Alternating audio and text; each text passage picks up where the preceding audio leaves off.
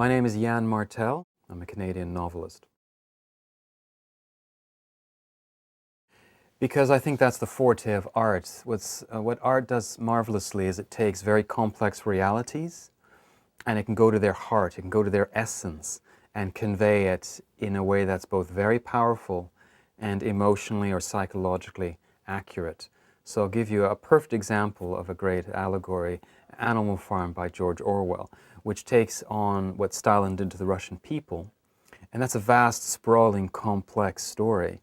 With Animal Farm, which is this delightful allegory, a delightful fable that takes place on an English farm, you get none of the heavy facts of history, but you get the essence. So it's a story of this commune set up by animals, story of this commune set up by animals, and slowly things go wrong. And it captures exactly in spirit what happened to the Russian people under Stalin. So it's a very light, powerful medium for discussing very complex realities.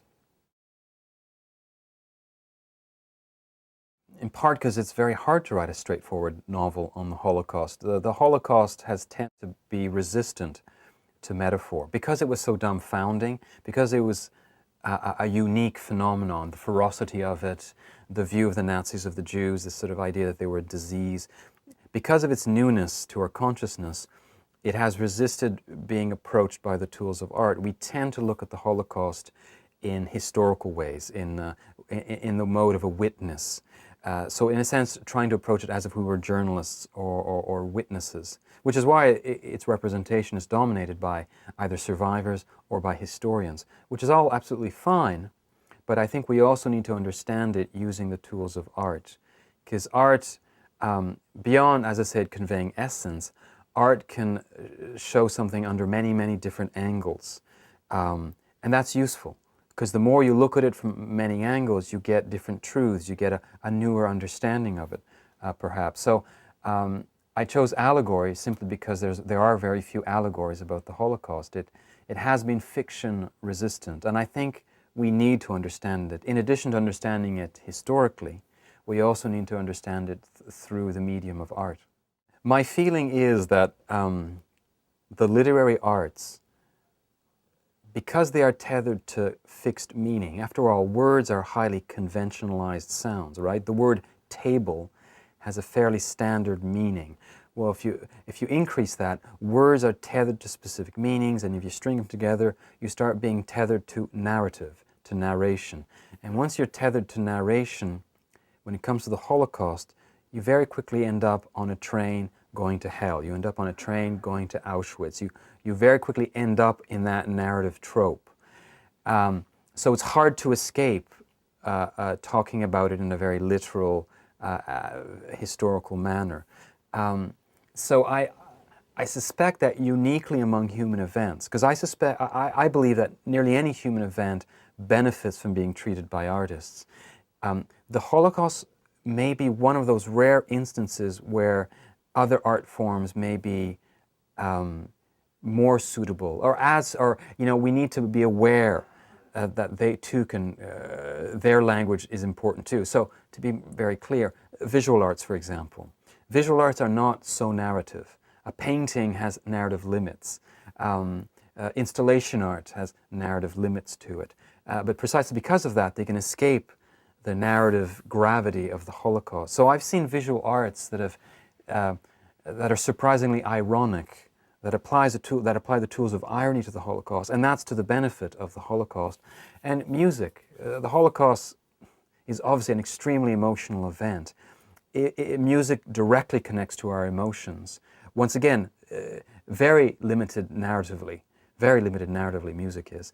So music can also be a very effective way of getting into the spirit of the Holocaust, of what happened in that tragedy. So what I discovered writing a novel inspired by the Holocaust is that genocide tends to be story defeating unless you are a witness. And because of that, we need other means to remember that if we want to get the most out of mass murder and not just let it slip from our consciousness. I consciously chose the Holocaust because it is the defining genocide. And also, it is unique in the sense that most other mass murders in history were or are politically expedient. So, for example, the other great genocide of the 20th century is the genocide of the Armenians in Turkey. Now, that was, of course, a horrifying event. It was also politically expedient. You had Turkey that was in nationalist ferment, and the Turks were trying to establish their nation after the wreckage of the Ottoman Empire. But in the midst of the Anatolian plateau was this large group of Armenians who did not speak the same language, did not practice the same religion, practiced a different culture. So they were in the way. So the Turks decided to eliminate the Armenians, a genocide of Armenians. That was politically expedient. The Turks did not necessarily care about Armenians in Armenia or in Syria or anywhere else. That's very different from the Nazis' attitude towards the Jews, which was not politically expedient. In fact, it was inexpedient. It was crazy to kill people who so contributed to their culture, to their economy. I mean, let's not forget the Jews of Germany paid taxes, contributed to the arts and science of Germany. It was economic nonsense to eliminate them. So that view of the Jews as being a disease, like malaria, like AIDS, that has to be eliminated everywhere or else it will come back, that was unique. So I wanted to take the one that was the defining genocide. That has also proven the most resistant because in a sense it's the closest to our home, I mean to Westerners. Darfur, Rwanda, they are in foreign locales. We managed to distance ourselves. And as I said, there's also less government involvement, whereas the Holocaust, the involvement of an entire state against one of its own people, that was also unique. So it's the one I wanted to tackle because it strikes me as being the defining one. I've always been interested in the Holocaust. You know, my experience of growing up is that you are born like a little puzzle piece, and very quickly you are taught and things snap into place. So language snaps into place. Basic arithmetic snaps into place. So your consciousness is like a puzzle that's expanding slowly. You're taught history. And history is part of, you know, building your identity, your social identity, your political identity. So most national myths snap into place. One of the things, war snaps into place. War is very simple for a child to understand. It's, you know, you hate someone, you go to war with them, you go to fight with them. It snaps into place. One piece that didn't snap into place was the Holocaust. It always stayed with me as leaving me with a sense of puzzlement. And so that stayed with me. So I've always periodically returned to the Holocaust, reading the books about it, watching the movies. The first time I backpacked around Europe, I visited Auschwitz. And then eventually as an artist, I said, well, what can I say about it? Not being Jewish, not being Eastern European, so being a complete outsider to it, how can I contribute to it? So I eventually, a few years ago, essentially in 2001 actually, I decided to say, well, I'd like to write something about it. But then the success of Life of Pi kept me busy for a while. But it took me roughly 5 years. The needs of the story. The Holocaust is a mountain from which it's very easy to fall off. So I used all the tools, all the climbing tools I can think of. So there is a play within it. There's also a lot of literary references to Flaubert, to Diderot, to Beckett. Specifically the play, why? Because I think when we think of the Holocaust, we tend to see it in very historical terms, which is a way of distancing ourselves. We think of the Holocaust, we think of Jews, Poles, Germans, Eastern Europe, which for most of us means very far away. Not many of us live in the hinterlands of Poland. I didn't want that distance. So if I set it as a play, stages can be everywhere. There's theater all over the world. So as soon as I say a play, people see a stage, and that stage can be anywhere. That's useful for me if I don't want you to distance yourself historically. Also, plays are inherently oral. In plays, people speak. I wanted orality. Why? Because language ultimately, or originally, was something oral. And I find the orality of language is where it's most powerful. People are most powerful when they are speaking. There they are most unself-conscious. Writing is very much an artifice. You write and then you rewrite and rewrite and rewrite. It can become a highly manipulative medium. Orality, less so. So I noticed in my research on the Holocaust, the things that were the most moving for me were the things that people said. Whether the victimizers, the Nazis, the guards, or the victims. So I wanted also something oral. To me, that was the truest remembrance of frightened people are what they say. Great tragedy can be compressed in things that people say. Whereas once you get into discursive prose, then it's endless, and it can lose people because it's so long. You know, the tomes of history on the Holocaust can go on for thousands of pages. Whereas spoken, it's summation. It can be summed up in very few words, in fact. So I wanted orality, I wanted stage, ergo a play. Also, the play is fragmented. You get only bits of the play. And to me, they're like little peepholes onto a greater reality. So you look into that peephole, and you have to start imagining what surrounded that peephole. Broadly speaking, I'm religion, defining the word very largely. And what that means to me is I choose to believe that life makes sense. That life is not just chemistry, not just chance. So faith isn't necessarily a belief in things. It's just an openness to believing something. So it's entertaining the language of transcendentalism. So I choose to believe that life has transcendental meaning rather than mere chemical, mere horizontal meaning. I choose to see life vertically. And to me, it just makes it a richer experience. Is it true? Is it factually true? Well, I don't know, but no one who has any kind of faith knows for certain. You fall in love with someone, you have no idea what the future holds for you. You have a political faith, you have no idea if your system will work out. When you have faith in anything, it's just a disposition to be open and to trust and to move forward that way. And I find a view of life that entertains the transcendental, that engages with the transcendental, makes things wealthy. It makes things wealthier in their significance, and it's a way that makes suffering more bearable. That's one of the great limits of secularism. Secularism is incredibly powerful at delivering things in the here and now. Good governance, science, human rights. These are all results of the application of reason, and they're secular triumphs. But secularism has nothing to say in the face of death and in suffering. So reason, for example, is a great blood sport in the public arena. Atheists make for great spectacles. Christopher Hitchens, Richard Dawkins, in their public performances, it's amazing to hear them. But once you leave that spectacle, in the privacy of the night when we all walk away all on our own, progressively getting older, subject to disease and to suffering, suddenly reason is just a tool that doesn't help you.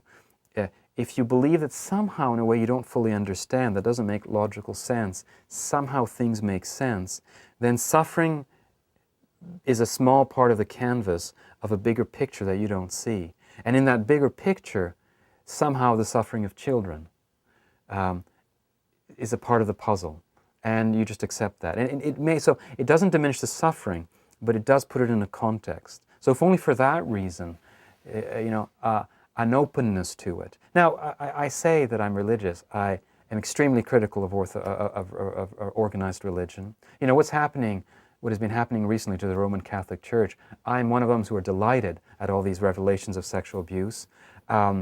It's an outrage that the Church should value its reputation more than the sanctity of its charges of these children. And I think ultimately it's better for the Church to be brought down several pegs. So I'm as critical about organized religion, of the Roman Catholic Church, of its homophobia, of its patriarchy, of its sexism, of its history of anti-Semitism. I am totally okay with these attacks, but there's also something more afoot there than just that. And the same thing with other religions, whether it's Judaism, Buddhism, Hinduism, they've all had their excesses. But nonetheless, there's something afoot in that kind of thinking that I think augments life. No, my background is totally secular. I'm from Quebec, which is the most secular province in Canada, was the most Catholic, then underwent something called the Quiet Revolution, which was in a matter of a year or two, people left the church in droves. And as I said, it jumped from the most religious province to the most secular. My parents are children of that revolution. So I grew up in a completely secular household. And I studied philosophy at university, which is a great way of making you an atheist, a rabid atheist, or at the very least a rabid agnostic. What brought me to religion was writing Life of Pi, and what brought me to writing Life of Pi was a trip to India. India is this continent civilization where, for better or for worse, religion is still is part of the mainstream of life. You see temples, mosques, churches everywhere. these famous massive pilgrimages in which millions of Hindus join into it. It's a dazzling sight, and it makes India a place that's both a very real place and a completely imaginary place. India is one of these places where, as I said, there is a concrete reality, that you can experience empirically, and overlaid on it is this extraordinary imaginary country, this fictitious, this mythological country. In most Western countries, that mythological layer has been completely stripped away, which is why I think India has been generous not only to religions, open to it. There's more religions, I think, per square inch in India than anywhere else. For better and for worse, I'm saying. But it's been a place that's extraordinarily generous for storytelling. All kinds of stories are still possible in India, which I think for the last 20, 30 years, so much great fiction has come out of India. And once again, for better and for worse, Bollywood is the largest cinema industry in the world. Now, I think of the 5,000 movies made a year in Bollywood, 4,999 occupy the last bottom rungs of the worst movies ever made. But nonetheless, stories, that place churns out stories like you can't believe. So from someone who comes from a Western background, where we are so taught to be reasonable, we are so pushed to be reasonable, do things for, rational reasons, it's desiccating, it dries you out. Which is why I think so many people go to India and, in a sense, go wonderfully crazy. They suddenly want to become Buddhists, they want to become Hindus, they start wearing, orange robes and praying to elephant-headed gods, and they do yoga, and they do funny things. Well, it's because you've been dried out and suddenly you're drenched in water. It refreshes you. So it was India that brought me to that. I saw a face of religion, a side to it that I'd never seen before, and decided to sort of investigate, well, what would it mean to have faith? That crazy, crazy phenomenon where you are obdurately not reasonable, what would that do? So I posited this character who had lots of faith, Pai Patel, who practices 3 religions.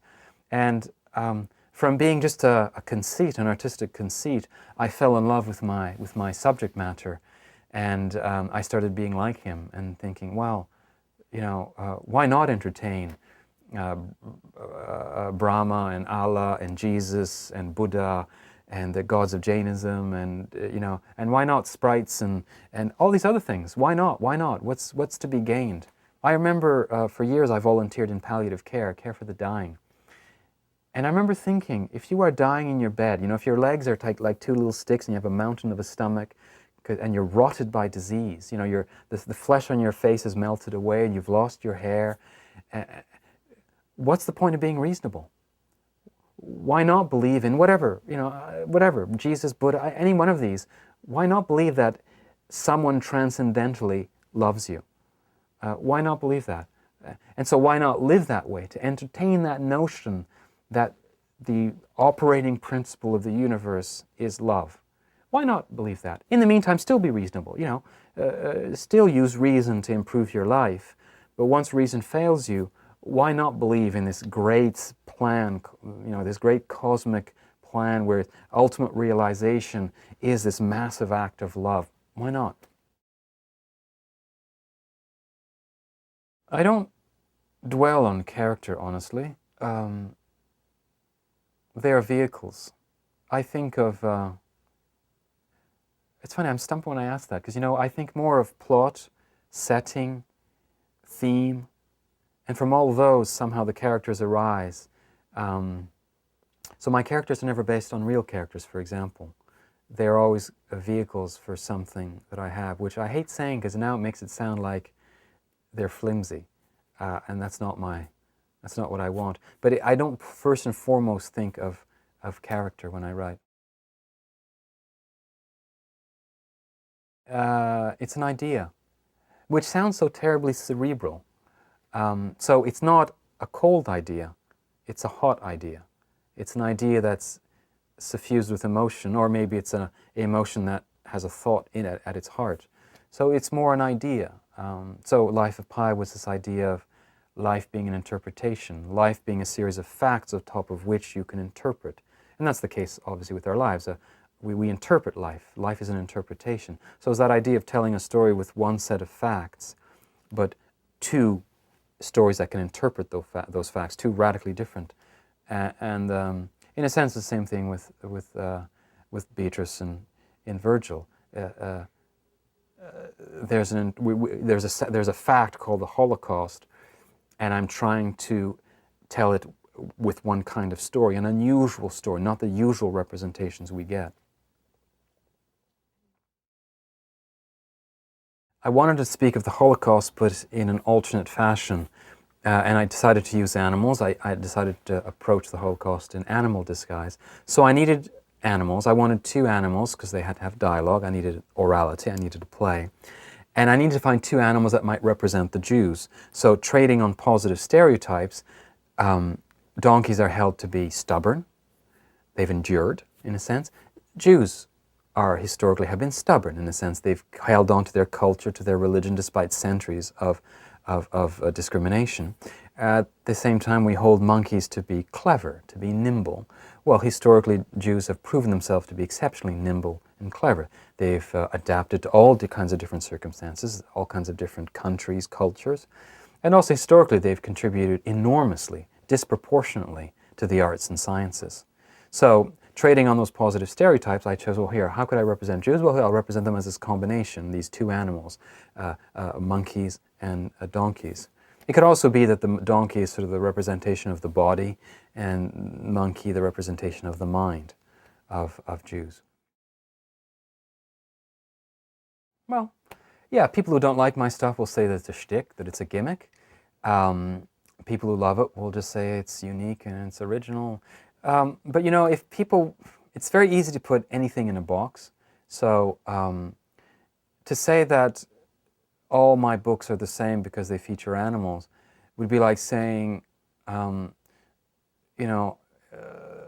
like 3 novels set in India are the same. Well, just as India, it can be a source of an infinite number of stories, stories with animals can be infinitely different. So for example, it's a very obvious example, Life of Pi and Beatrice and Virgil, despite sharing animal characters, are entirely different novels, completely different novels.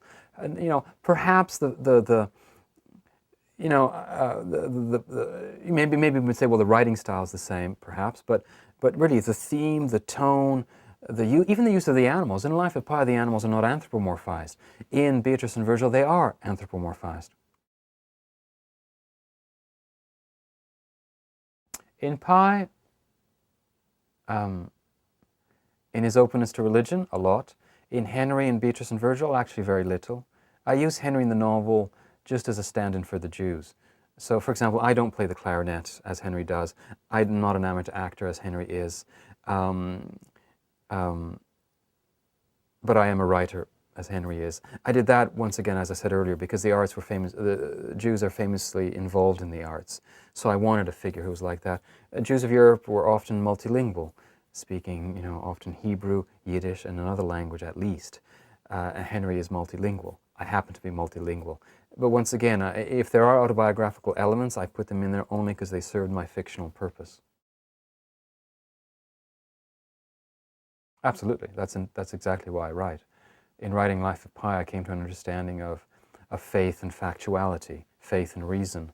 I wrote Self, my first novel, my obscure first novel. I wrote Self, which is about a character who is a boy for 18 years, becomes a woman for 7 years, and then becomes a man again.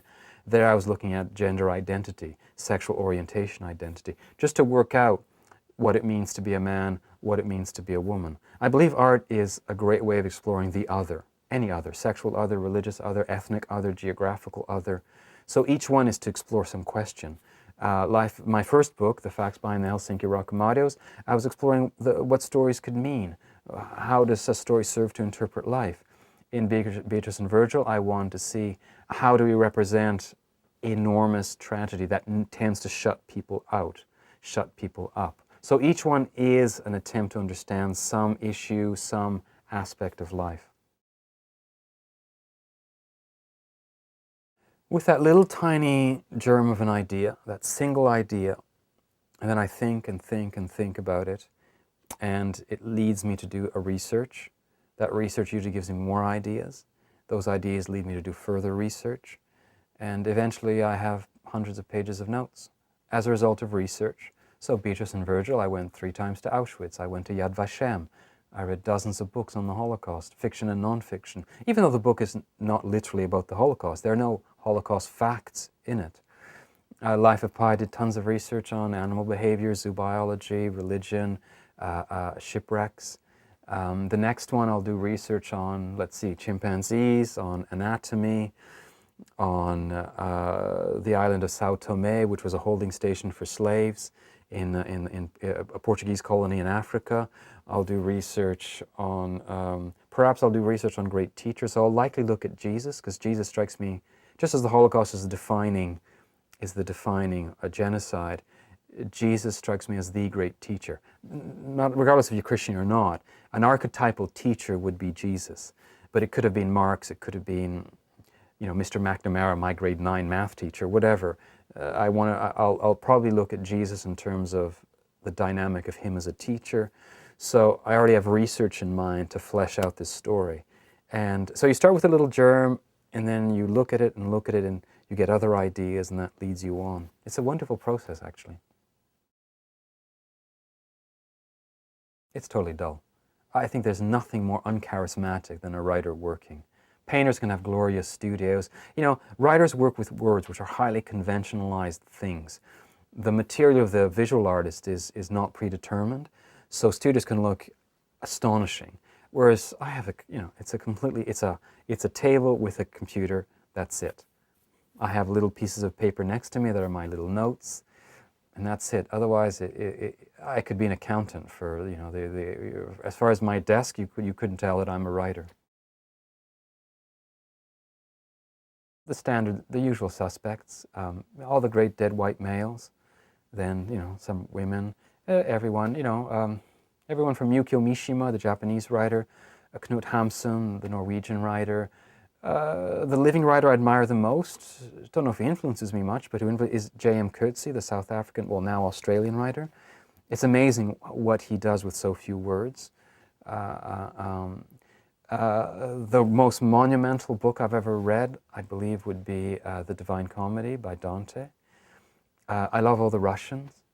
Dostoevsky, to me, is not necessarily a great novelist, but he's a great writer. Tolstoy is both a great writer and a great novelist. But I also like the slightly lesser known, you know, Turgenev, Gogol, Goncharov, all of those. You know, the usual 19. You know, to me, the apogee of English language writing was the 19th century English writing.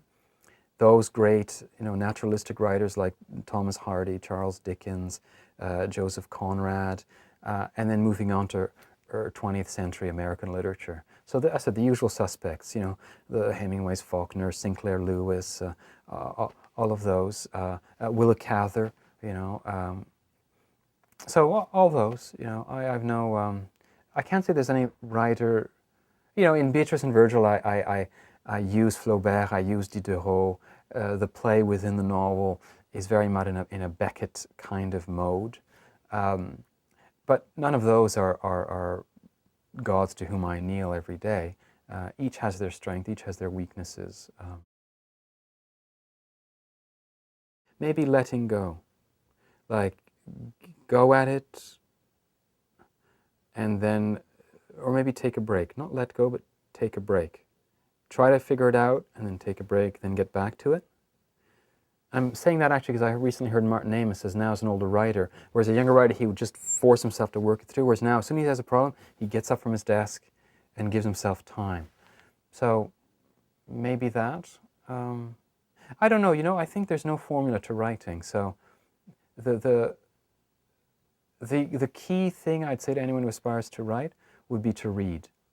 The best teacher is a cheap Little Penguin classic. Read beyond what you want to write. So if you want to write romance, great, but also read science fiction, read classics. If you aspire to be a literary writer, if you aspire to be the next John Updike, read Harlequins. You know, read outside, read beyond the narrow ken of what you particularly like. So read, read, read. It's so damn cerebral. You're just in your head. You're in a sitting position in your head. I love the physicality of dance, the physicality of painting. I love the emotional immediacy of music. It's so in your head, so that that drives me crazy at times. I wish it were more physical, which is, I suppose, why, in some ways, I love theatre, because it's spoken. Now, the playwright is still sitting, but the end product is more physical. So I guess that it's very... Now, I say that, and the converse is that it's... I think there's no greater representation of reality than a great novel. Nothing can beat a great novel. Nothing. Not cinema, not music, not painting. They all have their strengths, but if you want to capture a past reality, you know, Russia in the 19th century, nothing will do it better than a great novel by Tolstoy. It'll capture that past reality better than a painting, better than a symphony. Nothing can beat a great, great novel. It is the greatest mode of representation. Doesn't mean it's the favorite one. It's a real engagement. It's a real commitment to want to read War and Peace. You may want a symphony instead. You may find a painting more comforting. So that's the converse side of it being very cerebral. We are story animals, so the best part of writing is that you are in story. And as I said earlier, I talked about religion and art. I think the two very well together. Stories at their greatest are religious. Not explicitly so, but stories at their greatest define who we are as a species. We are story animals. Leopards, pandas, koalas, lizards are not story animals. They have no stories. We have stories, and that makes us unique, and that's what we're entirely about. We are not economic animals, although we do have economies. We're not political animals, although we do have politics. At the saddest thing in human terms is to have a human being who has no stories. Because a human being who has no stories is someone who has not been loved and has not been able to love. As soon as you engage yourself in being human, you start developing stories. Not necessarily good stories, it could be mere anecdotes, but they are starting to be part of who you are.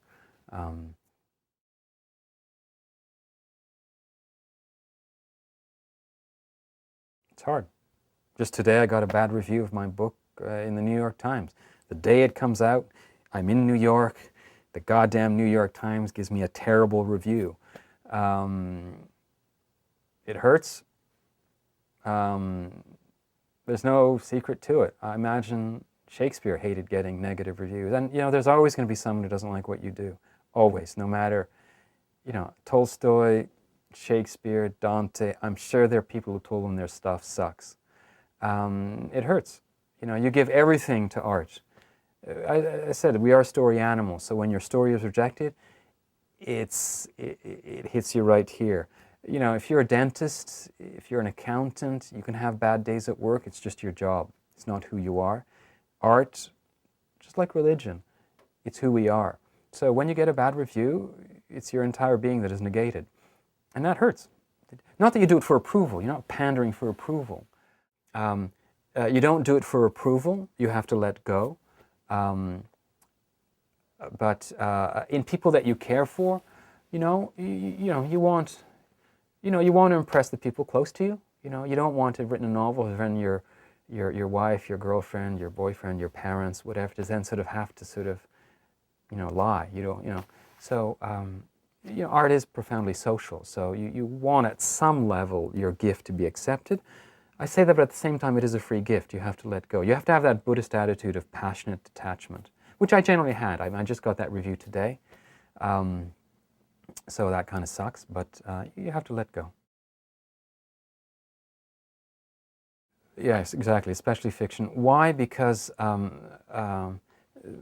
fiction, art, is the best way to explore the other. So one of the books that I sent Prime Minister Harper of Canada was The Bluest Eye by Toni Morrison, which is about a 12-year-old black girl in urban Ohio, I think in the 50s. And that is as far from Stephen Harper's, who was an empowered, white, middle-aged male in Canada. That's as far an existential distance likely as you can get in North America. Well, no matter. You read that novel, you read The Bluest Eye, and you are that 12-year-old black girl from a highly dysfunctional African-American family. So for a few pages, you've been that black girl. The same thing with, Zora Neale Hurston. Their eyes were watching God. Wonderful language. You are an African American speaking in the African American vernacular. You read Mouse by Art Spiegelman, another book I sent Harper. You are a Jew in Europe during the Holocaust. So if a world leader does not read fiction, how do they know what it means to be the other?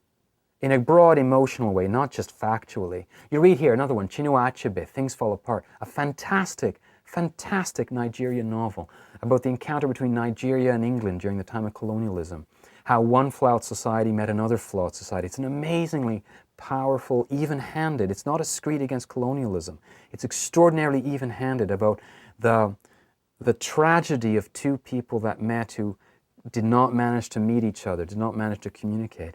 If you don't read any of that kind of stuff, how do you know the world?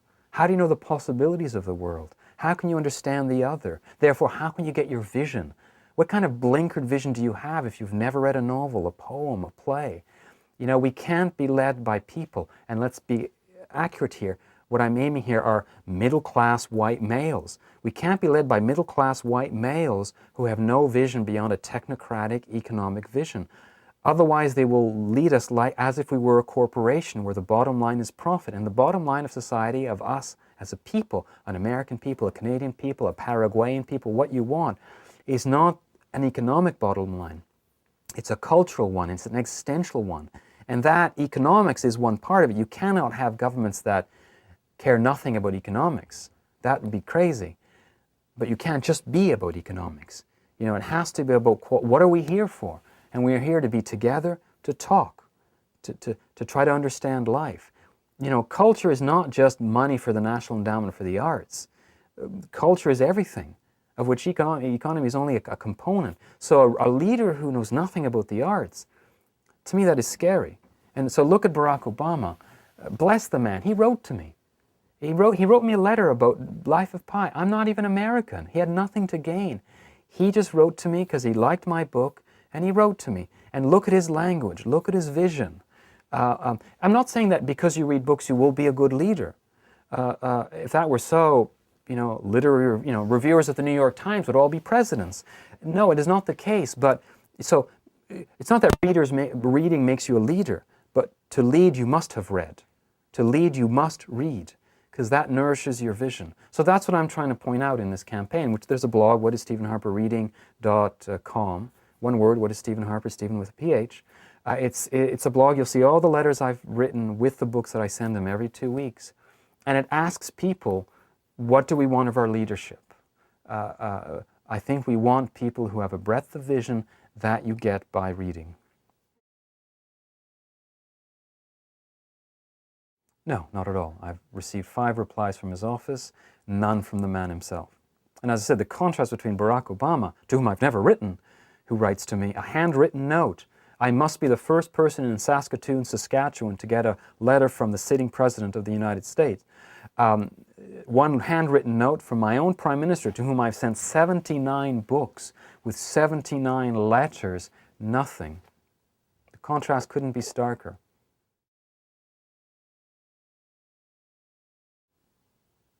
It's a tough sell because it goes beyond. There seems to be, and maybe it's cross-cultural, maybe there's something genetic, I don't know. But you're right, there seems to be a resistance in young males to reading. So maybe it's a question of finding the right book. Maybe the right way to pass on the word. Maybe they'd like oral words. Maybe they're more susceptible to plays, maybe. I'm not sure. It's a question of education. It's a question of having their elders, so older males, read. I've noticed that in reading males, young males read, old males read. It's the middle ones. And of course the problem is that we are dominated by the middle ones. We're dominated by middle-aged men. Historically, they're the ones who've been the rulers, and they're the ones who've had the most power. So we somehow seem to miss them. I'm not sure. I think it's a question of education. It's a question of setting by example. It's a question of finding the right books. I'm not sure.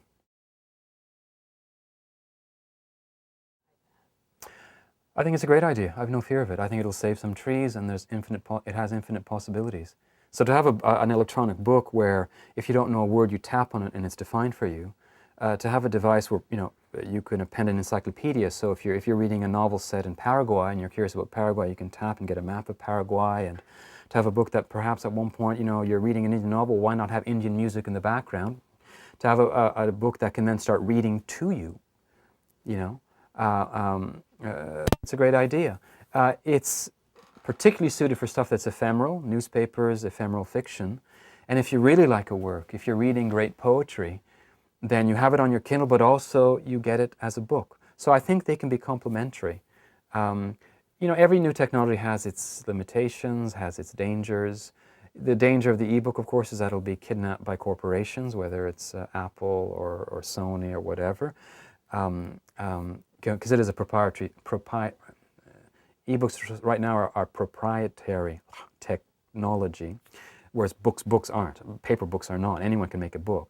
So hopefully at one point it'll be a generic product, like the phone is, like an actual physical phone is. Anyone can make a phone now, any number of companies. But as an idea, I think it's wonderful. It still needs work, but I have no fear of them. I don't have one myself, but I have no problems with them.